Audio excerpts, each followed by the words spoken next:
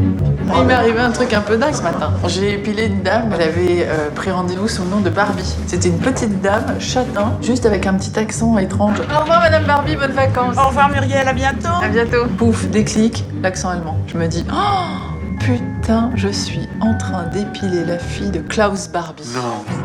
Sandrine Kiberlin, pour le film, elle l'adore. J'ai aimé tout dans le personnage de Muriel. J'ai aimé le fait qu'elle soit esthéticienne, qu'elle soit mère de famille, qu'elle soit dans un moment un peu de détresse parce qu'elle voit moins ses enfants. J'ai aimé qu'elle soit fantaisiste.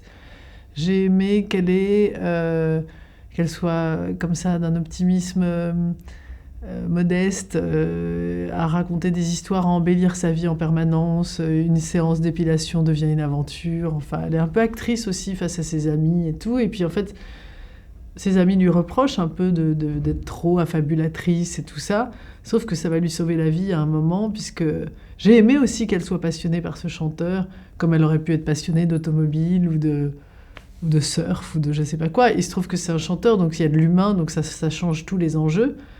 Mais j'ai adoré la rencontre des deux, j'ai adoré que cet homme fasse appel à elle pour lui sauver sa vie, en fait.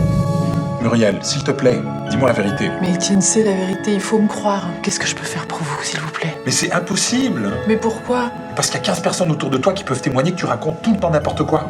J'adore la façon dont Muriel ment pour sauver sa peau. Je trouve que c'est une écriture incroyable. La façon dont elle a écrit ça, Jeanne, c'est incroyable, quoi. C'est-à-dire qu'elle a un mensonge qui est...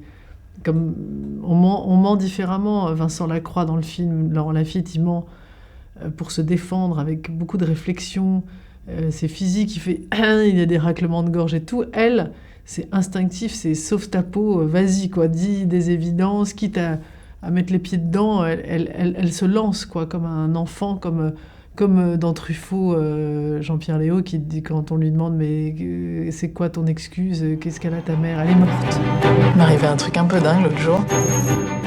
Vincent Lacroix m'a demandé de l'aider à se débarrasser du corps de sa compagne et je l'ai fait. Il avait l'air complètement désemparé. Mais pourquoi tu racontes des trucs comme ça? Arrête. J'ai adoré la fin, j'ai adoré que ce personnage que je joue, qui est censé être plus effacé, moins héroïque que ce chanteur dans la lumière, qui est censé, lui, avoir une vie flamboyante, certainement plus intéressante que toutes nos vies à nous, qui sont dans l'ombre et tout ça, je sais pas quoi, finalement soit une vie beaucoup plus ratée, et que la vie de cette femme, en fin de compte, qui est intègre, honnête, droite, soit une vie beaucoup plus belle, et qu'en fait les héros sont pas forcément ceux qu'on croit.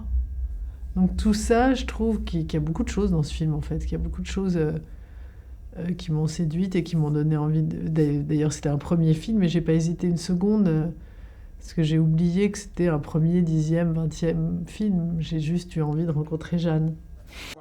Vous connaissez Muriel Bayen? Oui, enfin j'ai vu 100 fois, mais pas dire que je la connais vraiment. Mademoiselle Bayen, vous êtes désormais placée en garde à vue. Putain. Bien sûr que Jeanne, en faisant, elle l'adore, elle s'est inspirée, puisque ses parents sont deux célébrités, et notamment son père, un grand chanteur très populaire, comme il y en a peu en France. Elle s'est inspirée des coulisses.